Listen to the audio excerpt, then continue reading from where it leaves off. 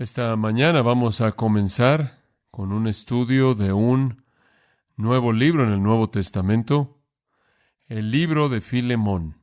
Y quiero que abra su Biblia en este libro. Es un libro muy breve, un capítulo, 25 versículos, una lección acerca del perdón. El libro pequeño de Filemón, para aquellos de ustedes que están ahí buscándolo en el índice de su Biblia, se encuentra entre Tito y Hebreos. De todas las cualidades humanas que hacen de los hombres en algún sentido como Dios, ninguna es más divina que el perdón. Dios es un Dios de perdón. De hecho, en Éxodo capítulo 34, Dios identifica a sí mismo de esa manera. Versículo 6 dice: Después Jehová pasó frente a él y proclamó: Este es el Señor, hablando de sí mismo. Jehová Dios, misericordioso y compasivo, tardo para la ira y grande en misericordia y verdad, que guarda misericordia a millares, que perdona la iniquidad, la transgresión y el pecado. Él dice: yo soy el Dios del perdón. Ese soy yo. Salomón dijo: honra del hombre es pasar por alto la ofensa. Proverbios 19:11. El hombre nunca es más como Dios que cuando Él perdona.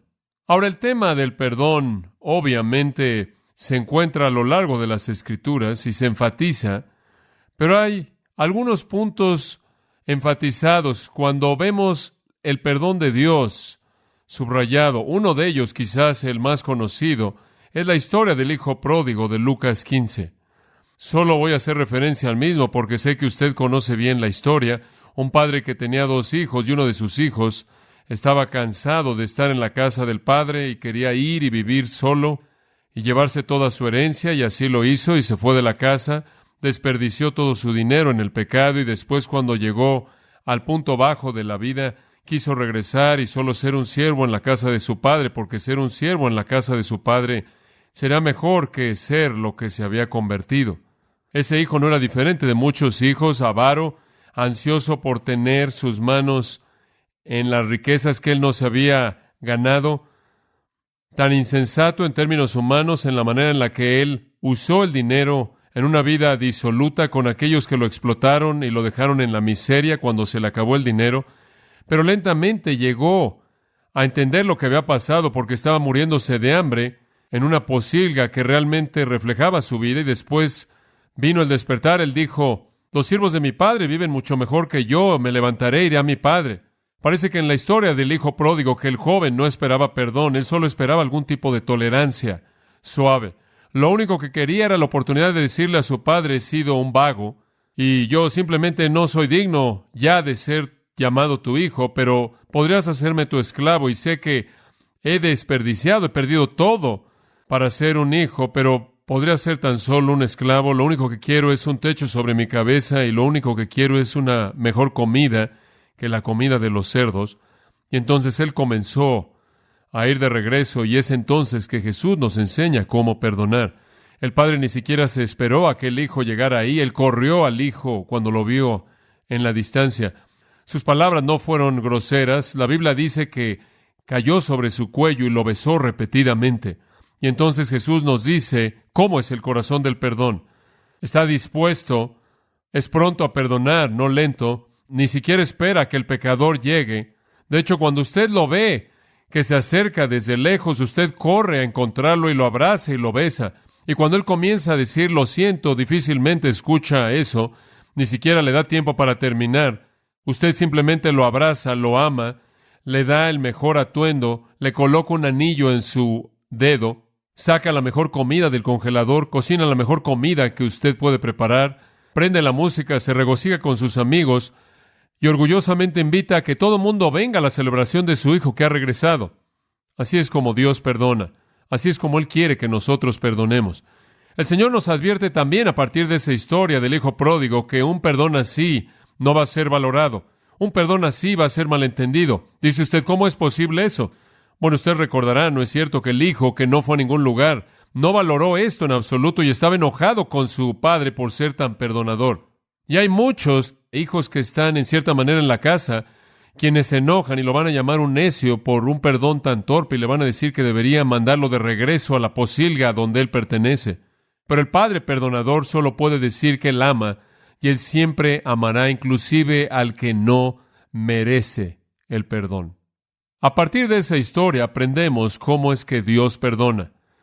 De manera dispuesta, total, generosa. Y es sorprendente que en base de eso, que cuando Jesús nos enseñó a orar, las mejores palabras en las que Él podía pensar para nosotros, que tenemos una necesidad tan grande de ser perdonados, fueron las palabras: perdona nuestras deudas, como también nosotros perdonamos a los que nos ofenden. Esas palabras realmente colocan nuestros pies en el fuego. Nos dicen que el perdón de Dios hacia nosotros se basa en nuestro perdón a otros. Santiago lo expresó de esta manera en el capítulo 2, versículo 13. Habrá juicio sin misericordia para aquellos que no han sido misericordiosos. O, tomándolo en una nota positiva, las bienaventuranzas dicen: bienaventurados los misericordiosos, porque ellos recibirán misericordia. ¿Quiere misericordia? Extiéndala. ¿Quiere perdón? Extiéndalo.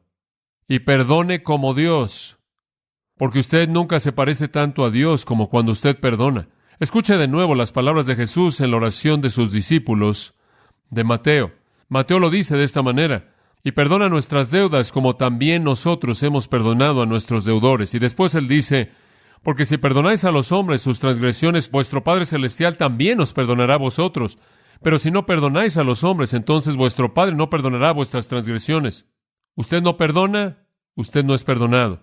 Ahora, cuando Pablo estuvo en su primer encarcelamiento romano, él escribió varias cartas. Estas son Efesios, Colosenses y Filipenses. Llamamos a esas las epístolas de la prisión porque fueron escritas de la prisión. Un encarcelamiento del cual Pablo fue liberado más tarde y después otro encarcelamiento en el cual habría sido martirizado. Pero el primer encarcelamiento en Roma fue la ubicación en el que Pablo escribió estas epístolas bien conocidas. Particularmente Efesios y Colosenses nos interesan porque están relacionadas con esta pequeña carta de Filemón. Tanto en Efesios como en Colosenses hay un énfasis fuerte en el asunto del perdón. Quiero mostrarle eso, así que tome su Biblia por tan solo un momento y acompáñeme a Efesios capítulo 4, versículo 32. Y aquí el apóstol Pablo le dice a los creyentes efesios, y claro, esta fue una carta circular que fue por toda Asia Menor. Por él le dice a todos nosotros: antes sed benignos unos con otros, misericordiosos, y aquí está el mismo principio, perdonándoos unos a otros, así como Dios en Cristo también nos ha perdonado.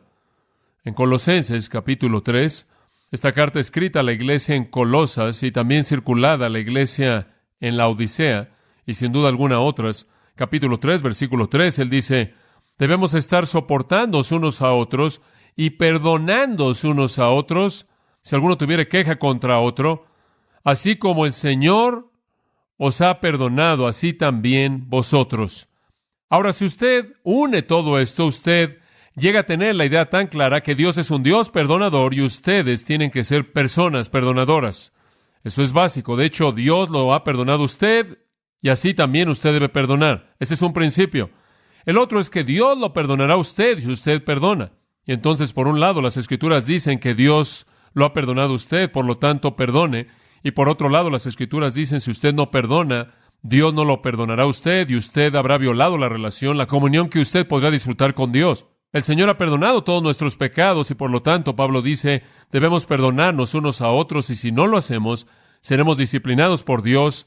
Ese es el mensaje simple y claro. Ahora, este principio es presentado en una perspectiva muy clara en Mateo 18.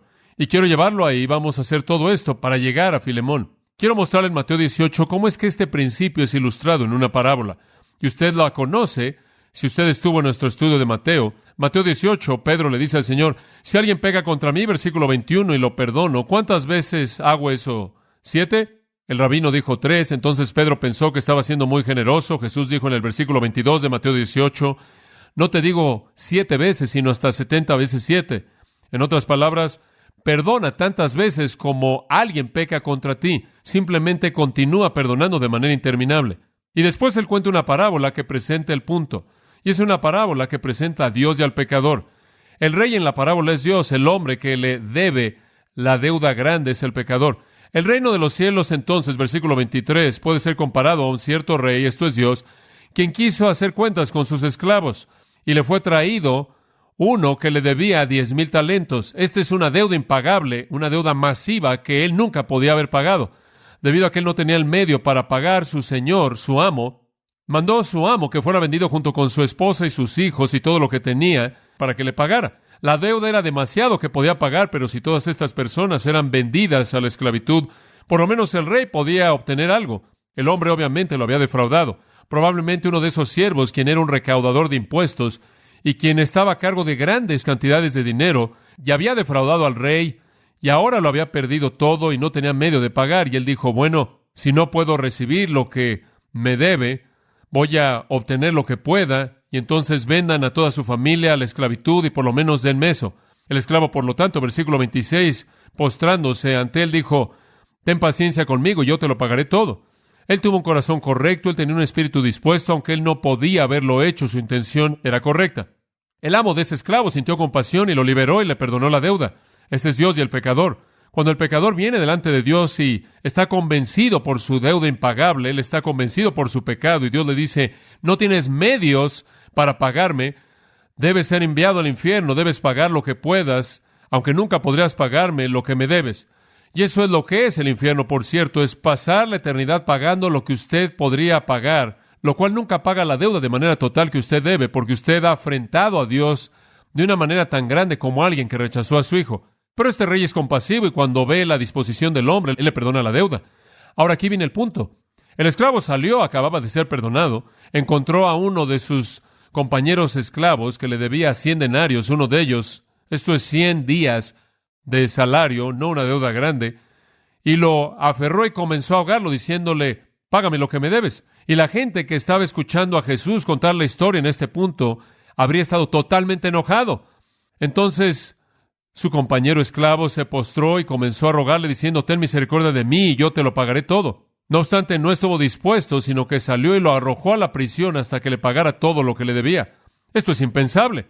Aquí está un hombre a quien se le ha pagado una deuda inmensa, quien se voltea y no quiere perdonarle a alguien una deuda pequeña.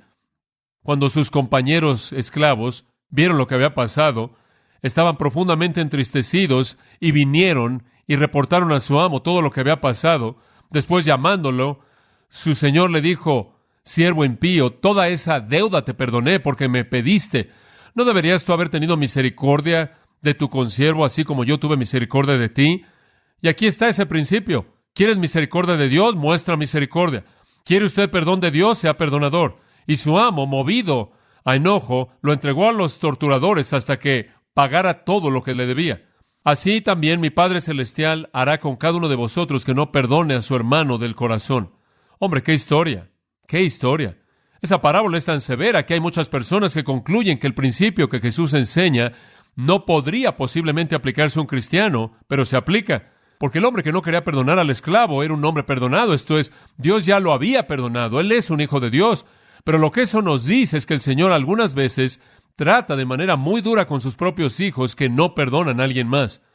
Aquel a quien Dios ama, Él disciplina y azota a todo hijo que tiene. Hebreos 12 dice, y una de las razones por las que Él disciplina y nos azota y hace que la vida sea tan difícil y llena de aflicción es porque tenemos un corazón no perdonador hacia alguien. Los cristianos entonces deben perdonar. Ese es el principio enseñado en las Escrituras. Ese es el principio ilustrando la naturaleza de Dios en la parábola del hijo pródigo, y ese es el principio ilustrado en esta parábola, que es el caso de todo creyente. Este es un asunto, creo yo, no solo de bendición y comunión con Dios, sino que también es un asunto de certeza de salvación. Thomas Watson escribió hace muchos años atrás una afirmación muy interesante. Él dijo esto, y cito, no necesitamos subir al cielo para ver si nuestros pecados son perdonados. Veamos nuestros propios corazones y veamos si podemos perdonar a otros. Si podemos, no necesitamos dudar de que Dios nos ha perdonado. Fin de la cita. Thomas Adams escribió, y cito, el que demanda misericordia y no muestra nada de misericordia, arruina el puente sobre el cual él debe pasar. Fin de la cita. Y entonces hay un principio en las Escrituras, y es este. Usted nunca se parece tanto a Dios como cuando usted perdona. Y tal perdón debe ser fácil para usted porque usted ha sido perdonado. Y si usted no perdona, entonces se coloca a sí mismo en una posición de disciplina por parte de Dios, severa. Ahora, la prioridad del perdón no es solo dada en las Escrituras, en principio, no solo es dada en las Escrituras en una parábola, sino que es dada en las Escrituras en términos personales. Y está en el libro de Filemón. Veámoslo. Aquí está la carta más corta de los escritos inspirados de Pablo, y el tema primordial del perdón se presenta, no en principio, no en parábolas, sino en un caso personal. El hijo pródigo no es una historia verdadera. El rey y el siervo no es una historia verdadera. Esas fueron simplemente parábolas inventadas por Cristo para presentar un punto. Esta es una historia verdadera. Ahora vamos a ver el principio en carne. Leamos los primeros 3 versículos. Pablo, prisionero de Jesucristo, y el hermano Timoteo, al amado Filemón, colaborador nuestro, y a la amada hermana Apia, y Arquipo, vuestro compañero de milicia, y a la iglesia que está en tu casa. Gracia y paz a vosotros, de Dios nuestro Padre y del Señor Jesucristo. Ahora, esta es una introducción paulina muy típica. Comienza con la palabra Pablo. Las cartas antiguas siempre comenzaban con el nombre del que escribía, lo cual tiene mucho sentido. Usted recibe una carta larga y tiene que atravesar por todas las páginas para saber de quién es. Pero nunca en tiempos antiguos siempre comenzaban con el nombre del hombre o la mujer que la escribió. Señala entonces que este es del apóstol Pablo. Puede imaginar que cuando Filemón recibió esta carta, él dijo, Pablo. Su adrenalina comenzó a fluir, su corazón comenzó a latir con más rapidez, porque Pablo no solo era el gran apóstol que todo el mundo conocía, y Pablo no era únicamente el que en un sentido había fundado la iglesia misma en Colosas, donde Filemón vivió, sino que Pablo de manera personal llevó al hombre a Cristo. Entonces Pablo se identifica a sí mismo y ciertamente hace que el corazón de Filemón lata a mayor velocidad. Pablo se identifica a sí mismo como prisionero de Cristo Jesús. Esta es una nota que nos dice que él está en prisión. Es el mismo lugar del cual él escribió Filipenses, Colosenses y Efesios. Esta es la cuarta de las epístolas de la prisión, esta pequeña carta a un individuo, y la única de esas 4 escritas a un individuo. Y Pablo dice, soy un prisionero de Jesucristo. Él nunca se identifica a sí mismo de esa manera para comenzar en ninguna de sus otras epístolas. Normalmente él quería identificarse a sí mismo como un apóstol, como alguien que había sido llamado por Dios, como un siervo de Jesucristo, para establecer algo de autoridad sobre ellos, para enfatizar su llamado y enfatizar su autoridad. Por cierto, él inclusive hizo eso en sus cartas a Timoteo, aunque eran cartas personales que él estaba escribiendo a un individuo, e inclusive en su carta a Tito. En esas cartas, aunque eran cartas personales como esta, él todavía menciona su apostolado porque tenían que recibir su autoridad e implementarla en la vida de una iglesia que necesitaba corrección y dirección y necesitaba venir a través de ellos como una palabra con autoridad por parte de Pablo. No obstante, esta no necesita eso. Él no está estableciendo algún mensaje de autoridad sobre la iglesia. Él está hablando de manera tierna, personal, cálida, compasiva, un amigo. Y esta es una apelación a su corazón, una apelación a su compasión, a su amor. Y entonces no hay necesidad de referirse a su posición apostólica o su llamado o autoridad. Él dice, yo soy prisionero de Cristo Jesús. Es una nota maravillosa porque es la manera en la que usted esperaría que Pablo reaccionara a los romanos. Los romanos pensaban que él era un prisionero de Roma. Ellos lo habían capturado, lo habían encarcelado, él estaba bajo su autoridad. Pero desde su punto de vista, él era un prisionero de Jesucristo. Él estaba en la cárcel porque Cristo lo colocó ahí, no porque Roma lo puso ahí. Y si en algún momento usted tiene duda acerca de eso, lo único que tiene que hacer es recordarse a sí mismo de algunas de las cosas que él dijo mientras que él estuvo en la prisión, específicamente esta al final de Filipenses. Saludad a todo santo en Cristo Jesús, todos los santos os saludan, especialmente los de la casa de César. El Señor lo tenía en la prisión y mientras que él estuvo ahí, él estaba evangelizando a la casa de César. En varias ocasiones en Efesios capítulo 4, versículo 1, capítulo 6, versículos 19 y 20, como también Colosenses capítulo 4, él se refiere a sí mismo como un prisionero. Pero fue debido a predicar a Cristo, y fue por causa de Cristo, y fue por la voluntad de Cristo que él fue un prisionero. Y él está diciéndole esto a Filemón, y creo que esto es muy sabio, porque él realmente está diciendo de manera algo sutil a Filemón, mira Filemón, si puedo hacer esto por Cristo, ¿puedes hacer tú por Él lo que yo te pido? Si yo puedo soportar la tarea más dura de estar en esta prisión, ¿puedes hacer la tarea más fácil que te voy a pedir que hagas, y esto es perdonar? Pablo es muy sabio. Él tiene mucho tacto, porque tan pronto como Filemón oye la palabra Pablo, su amor comienza a hervir. Y tan pronto como él lee un prisionero de Cristo Jesús, sus ojos podrían llenarse de lágrimas conforme piensa en este amado hombre que lo llevó a Cristo, este gran apóstol, llevando el dolor y la agonía del encarcelamiento. Y conforme él piensa acerca de todo lo que Pablo ha sufrido para llevar el evangelio a personas como él, esto debe tener un efecto en su disposición de hacer lo que Pablo le pide que haga. Y después Pablo incluye Pablo, prisionero de Cristo Jesús, y Timoteo, nuestro hermano. Timoteo no es un coautor. Timoteo simplemente es un compañero que está presente, un hermano en Cristo. Timoteo había estado con Pablo en su tercer viaje misionero, Hechos capítulo 19. Él estaba familiarizado con los creyentes en Colosas. Probablemente había conocido a Filemón, y entonces esta sería una palabra de alguien que Filemón conocía. Pero hay otros con Pablo que Filemón pudo haber conocido. Estaba hasta donde podemos saber si unimos todo lo que está pasando aquí en Roma. Estaba Tíquico, Epafrodito, Aristarco, un compañero de prisiones. Estaba Marcos, estaba Jesús justo, estaba Epafras, estaba Lucas y estaba Demas. ¿Por qué no habla de estos hombres? ¿Por qué no hace alguna referencia a ellos? Bueno, lo hace al final de la carta. Pero al principio de la carta él menciona a Timoteo, el resto de ellos los menciona al final de la carta. ¿Por qué? Yo creo que es porque Timoteo con frecuencia sobresalía en la parte de introducción de la carta, porque Pablo sabía que algún día él iba a entregar la estafeta de liderazgo espiritual primordialmente a las manos de Timoteo. Y él quería colocar a Timoteo en el lugar de alguien que tuviera la función de un líder. Y entonces él se identificó con Timoteo de cerca, muy de cerca, de hecho, consigo mismo. Y entonces es de Pablo, junto con el saludo de Timoteo a Filemón. Este es el hombre quien es la cabeza de una familia en Colosas. Colosas era una ciudad pequeña. La iglesia ahí probablemente era muy pequeña. Y la iglesia se reunía en su casa. Entonces sabemos que él era un hombre rico. La mayoría de la gente en el Imperio Romano que se convertían en cristianos eran esclavos. Algunos de ellos eran hombres libres. Estos esclavos antes y ahora eran libres. Había pocos que eran ricos, no muchos nobles, no muchos poderosos. Y cuando usted tenía una persona rica que se convertía, tenían una casa. Los esclavos y los libres no tenían cosas así.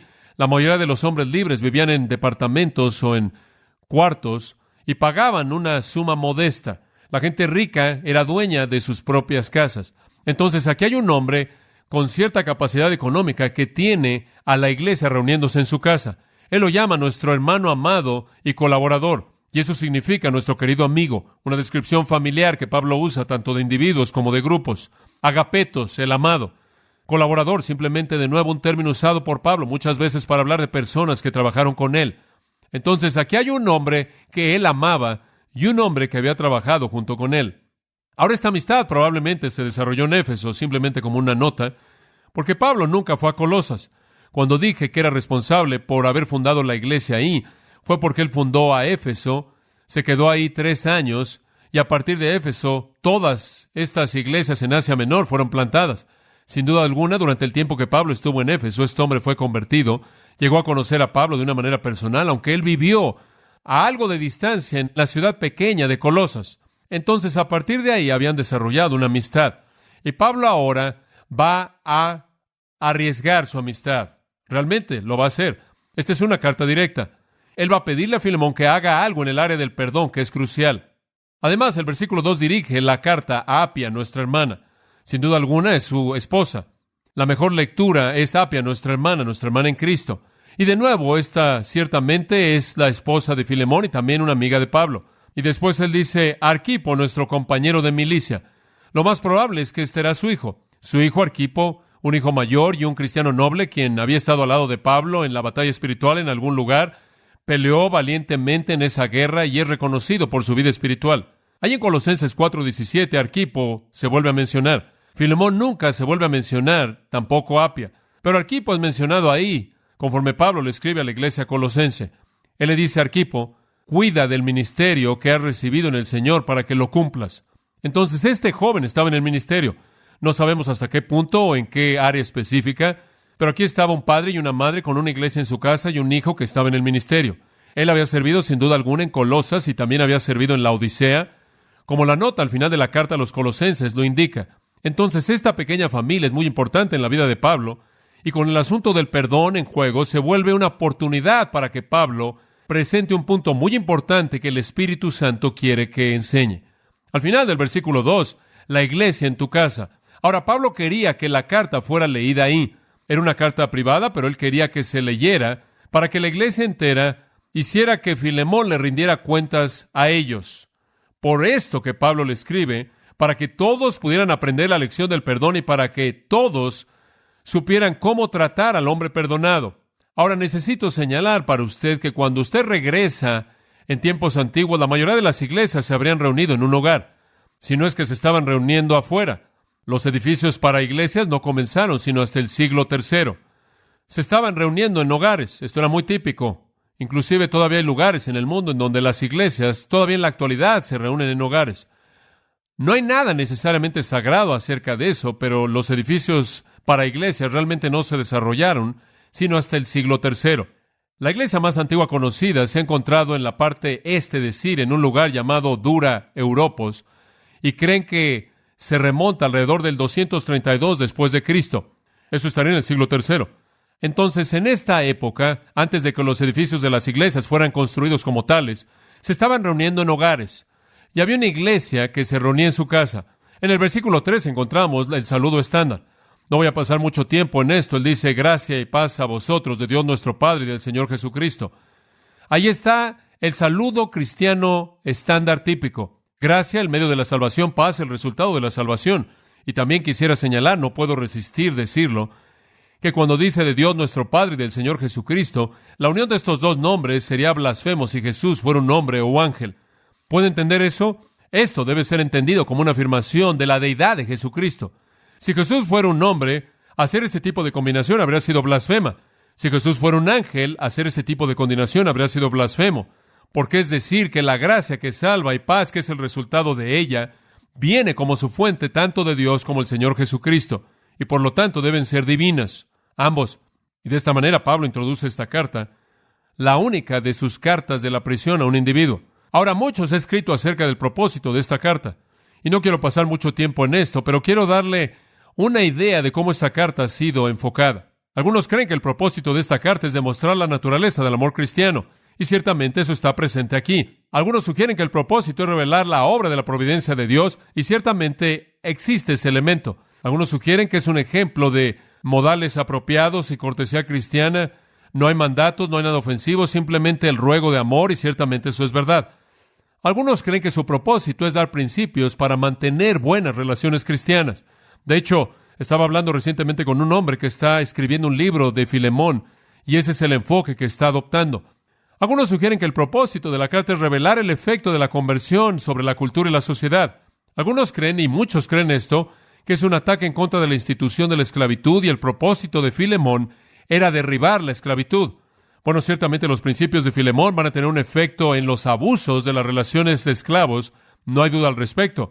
Pero debe ser señalado, porque este último es el enfoque más popular, aparentemente, que en ningún lugar en las Escrituras se hace un esfuerzo para abolir la esclavitud. Y en ningún lugar ninguno de los profetas o predicadores o maestros o apóstoles del Nuevo Testamento jamás atacaron la esclavitud.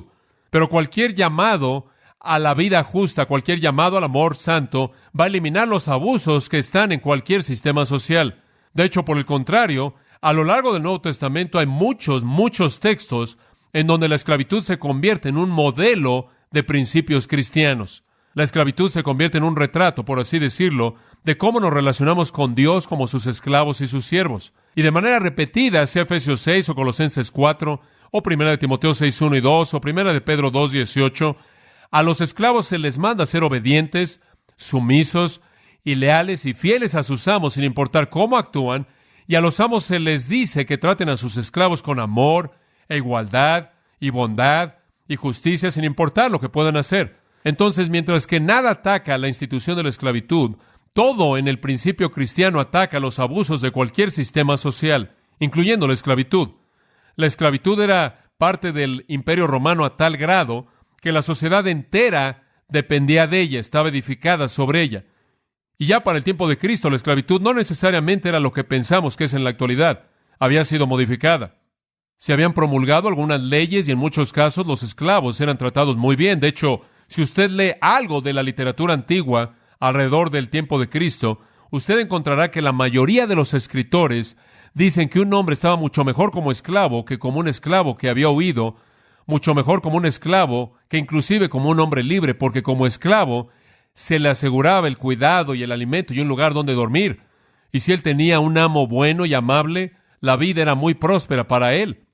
Los esclavos para el tiempo de Cristo podían estar totalmente preparados académicamente en toda disciplina, y muchos de ellos inclusive entraban en profesiones médicas. Los esclavos podían disfrutar del beneficio de ser dueños de su propia propiedad y desarrollar su propia economía.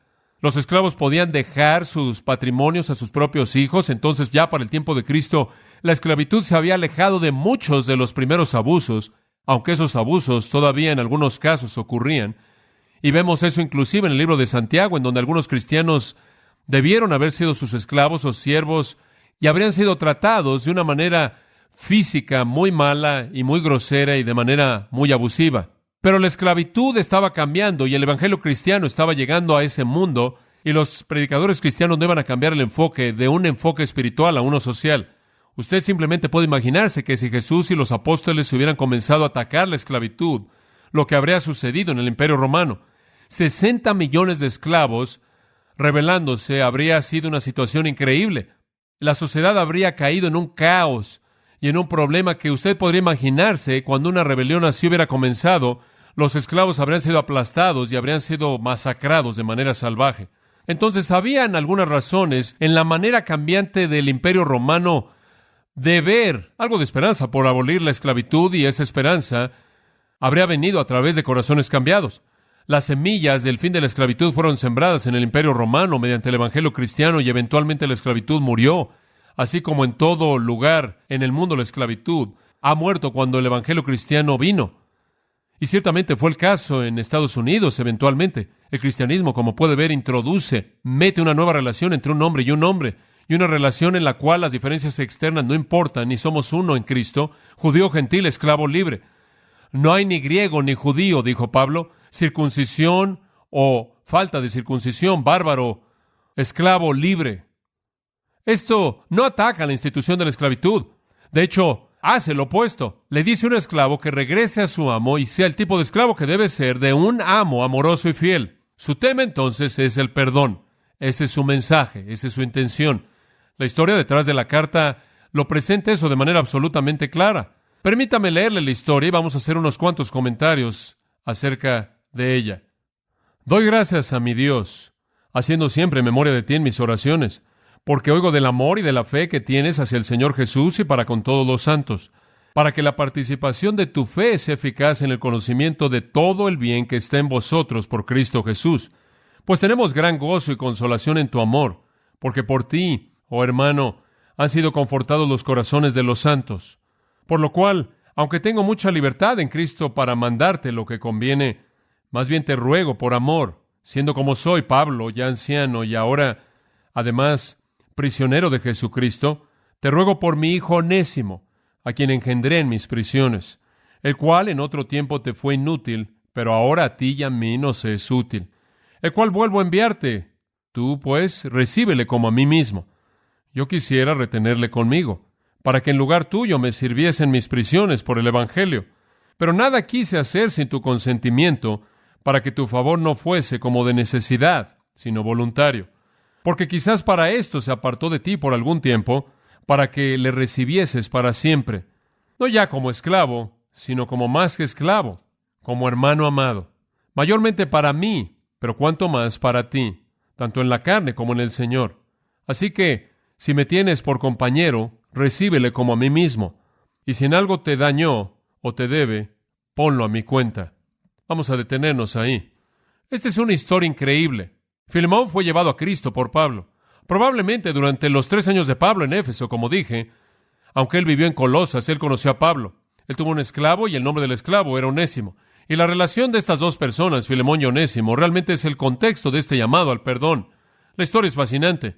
Los años habían pasado desde la conversión de Filemón. Pablo ahora es un prisionero en Roma. Filemón está activo en el ministerio, en su iglesia. Él tiene a la iglesia reuniéndose en su casa. Él está ocupado sirviendo, refrescando a los hermanos por su utilidad. Su esclavo Onésimo no es un creyente. Probablemente sintió el calor de la familia creyente, Apia, su esposa, habiéndose convertido, y Arquipo, su hijo.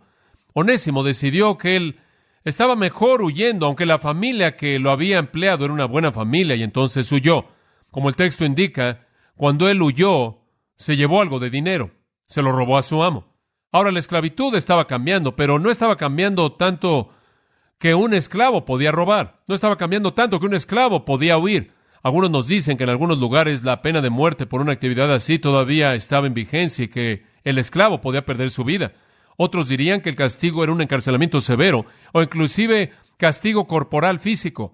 Onésimo había cometido, a la luz de toda la ley romana, un crimen serio, y se había ido y había intentado esconderse. Algunas veces cuando un esclavo huía y era atrapado, le colocaban una F, le quemaban una F en su cabeza. F para fugitivus, fugitivo. Algunos de ellos, sabemos en la historia, eran crucificados. Algunos fueron torturados. El huir era una ofensa seria. Supongo que él habría huido a donde él habría podido ir. Él huyó a Roma porque esa era la ciudad más grande. Se estima que la población en ese entonces era de 870,000 personas. Y él pensó que se podía esconder en el mundo de Roma y tratar de sobrevivir. Hablamos de personas que viven en la calle en la actualidad. Hablamos de los que no tienen hogar. Él habría sido uno de ellos. Él habría estado viviendo ahí en la calle, durmiendo en los callejones de atrás, en los agujeros en el piso. Un estudio del tesoro sagrado de los romanos para los años 81 al 49 antes de Cristo incluyó impuestos por manumisión. La manumisión significa la liberación de esclavos. La esclavitud estaba cambiando tan rápido que la gente estaba liberando a sus esclavos. Cada vez que ellos liberaban a un esclavo, 5% del valor de ese esclavo tenía que ser pagado al gobierno. Al encontrar este estudio antiguo de los años 81 al 49 y al usar la cantidad de dinero que se registra en los registros, la conclusión es que en ese periodo de 30 años, 500,000 esclavos fueron liberados, simplemente en ese periodo de 30 años. Los registros de Augusto César muestran que cuando los amos morían, de manera típica los esclavos eran liberados al por mayor. Si un amo moría, todos sus esclavos eran liberados. Esto se volvió un problema tan serio que tiene 500,000 y todos están mudando a las ciudades y han sido liberados. Tiene a personas que están muriendo y liberando a todos sus esclavos, y el número es tan grande que el gobierno tuvo que promulgar una ley. Y en el tiempo de César Augusto, la ley era que cuando un hombre moría, él no podía liberar más a cierto porcentaje de sus esclavos. Si él tenía 5, él podía liberar a 1. Si tenía 10, podía liberar a 2. ¿Por qué? Porque habían muchas personas que no tenían empleo y que vivían en las calles en todos lados en el Imperio Romano. Aunque los esclavos habían adquirido la mayoría de sus derechos de los hombres libres, aunque podían ser preparados en todos los campos, aunque tenían mejores condiciones de vida que los hombres libres cuando se quedaban en el lugar en donde habían sido empleados por sus amos, tenían mejor alimento, mejor ropa, eran tratados mejor, eran parte de una familia, solían enseñar a los hijos, le proveían cuidado médico a los hijos, cuidaban de las finanzas, se les permitía casarse, se les permitía poseer propiedad, podían desarrollar su propia vida, se les permitía estar en toda religión. Aún así muchos de ellos corrían, huían, el sueño de la libertad, y terminaban en una situación peor. ¿Quién sabe en qué tipo de desastre estaba Onésimo? Y por la providencia impresionante de Dios, piensen esto, en una ciudad de alrededor de 870,000 personas o de casi 1,000,000 de personas, él se encontró con el apóstol Pablo. Ahora usted tiene que imaginarse que él tenía algunas necesidades personales, ¿verdad? Y quizás él sabía que Pablo estaba predicando ahí y él quería oír a este hombre predicar. Aunque Pablo ha sido prisionero, él debió haber tenido algo de acceso. Un encarcelamiento así pudo haber adoptado diferentes formas, lo cual le dio a Pablo no solo acceso a sus amigos, lo cual se manifiesta en que tenían alguna relación con él, pero inclusive con los incrédulos. Pablo persuadió a Onésimo a convertirse en cristiano y se convirtió. Su vida fue transformada, y no solo eso, se convirtió en una ayuda para Pablo. Nos dice, como lo señalamos en el texto, que él se volvió un siervo muy alentador para Pablo en su confinamiento. Quizás se le cocinó alimentos y se las trajo a él para que le nutriera de manera apropiada. Quizás se le proveyó información, no sabemos. Pero por mucho que Pablo lo amaba, por mucho que Pablo quería quedarse con él, Pablo sabía que había algo que tenía que ser corregido. Él era un criminal, este hombre. Y la relación entre Onésimo y Filemón no estaba bien. Y usted sabe que Filemón todavía tenía esta amargura contra un amigo muy cercano, ya que Onésimo, aunque era un esclavo, habría sido un esclavo de casa y un compañero muy cercano. Onésimo estaba mal, Filemón era un buen amo cristiano. Filemón había sido ofendido mucho por Onésimo porque financieramente le había robado. Y también perder a su empleado de esta manera significaba que tenía que usted contratar a alguien más y tenía que pagar otro precio por alguien más. Entonces Pablo sabía que tenía que regresar. Él tenía que regresar con una actitud de arrepentimiento y él tenía que regresar y pedirle perdón a Filemón. Y la oportunidad se presentó a sí mismo para enviarlo de regreso. ¿Por qué? Pablo había terminado Colosenses y había terminado Efesios e iba a enviarlas de regreso a esas dos iglesias con un hombre llamado Tíquico. Entonces simplemente era la oportunidad perfecta de enviar a Filemón, a su esclavo que había oído. En Colosenses capítulo 4, simplemente una nota. En cuanto a todos mis asuntos, dice él, Tíquico, nuestro amado hermano y siervo fiel y compañero de milicia en el Señor, te traerá la información. Después, versículo 9. Y con él, Onésimo. Entonces, él está enviando a Tíquico con estas dos cartas y con Onésimo. Ahora hay riesgo aquí porque Filemón tendría el derecho de castigar a Onésimo. Pero Pablo decide enviarlo de regreso de cualquier manera, pero no sin una carta, y entonces le envía esta carta. Y lo que básicamente dice es que tienes que perdonar a este hombre. Tienes que estar dispuesto a ser misericordioso. Tienes que tratar a este esclavo de la manera en la que Cristo te trató a ti. El mismo principio que él incluyó en Efesios 4:32 y Colosenses 3:13. Perdónalo como tú has sido perdonado. Y eso es básicamente el trasfondo de esta historia. ¿Qué va a pasar cuando él regrese? Bueno, el resto del libro, del versículo 4, se divide en adelante en tres partes. Simplemente las voy a mencionar. Se divide en tres partes. La primera parte, versículos 4 al 7, básicamente tratan con la virtud espiritual del que perdona. Este es simplemente un mensaje emocionante, y eso es de lo que vamos a hablar la próxima vez. La virtud espiritual del que perdona. ¿Qué tipo de persona es una persona que perdona? Vamos a ver eso en los versículos 4 al 7. Después, la segunda parte del libro es la acción espiritual del que perdona. Primero vemos la virtud de un perdonador y después vemos la acción de un perdonador. Versículos 8 al 18, y después de los versículos 19 al 25 está la motivación espiritual del que perdona. Ahora, ya para cuando terminemos con este libro, solo vamos a necesitar 3 mensajes más para terminarlo. Y usted va a saber cómo es una persona perdonadora en virtud, en acción y en motivación. Y esto es esencial. Vamos a regresar a donde comenzamos, amados, cuando comencé esta mañana diciendo esto. Usted nunca se parece tanto a Dios como cuando usted perdona. Y usted ha sido perdonado y por lo tanto, debido al perdón de Dios en Cristo, ustedes deben perdonarse unos a otros. Y si no se perdonan unos a otros, entonces Dios a nivel de relación va a mantener su distancia alejado de usted y va a colocar su mano de disciplina en usted en lugar de colocar su mano de bendición. Hágase usted la pregunta, de todos los temas de los que Pablo pudo haber escrito, ¿por qué escogió el tema del perdón? Esta pequeña carta rara, fuera de orden, tangencial en medio de estas grandes epístolas para hablarle a un hombre acerca de perdonar a un esclavo. ¿Por qué tanto problema? De nuevo lo vuelvo a decir, porque nunca un creyente se parece tanto a Dios, tanto a Cristo, como cuando él o ella perdona, porque esa es la naturaleza de Dios y la naturaleza de Cristo, la cual es aplicada de la manera más maravillosa a nosotros en la salvación. Leemos a lo largo del Nuevo Testamento, ¿no es cierto? Sean como Cristo, anden como Él anduvo, recuerden a Jesucristo, sean imitadores de mí, así como yo de Cristo. Y haya pues en vosotros este sentir, esta manera de pensar que hubo también en Cristo. Bueno, ¿qué significa eso? Todos debemos ser como Cristo. ¿Qué significa ser como Cristo? Bueno, claro que significa ser ¿qué? Perdonador. Porque así es como lo conocemos, el que nos perdonó todos nuestros pecados. La naturaleza del perdón de Dios es vista en la parábola del Hijo Pródigo. Perdón dispuesto, generoso, amoroso. Y la severidad de la disciplina para uno que no perdona es vista en la parábola del rey y el siervo. Este es un tema central en todas las Escrituras. Padre, te damos gracias en esta mañana porque hemos tan solo podido introducir este maravilloso libro pequeño. Y creemos que en las siguientes semanas, conforme estudiamos sus verdades, tú vas a transformarnos para que nos volvamos más como Jesucristo, quien perdonó todos nuestros pecados, quien estableció el patrón para que nosotros nos perdonáramos unos a otros.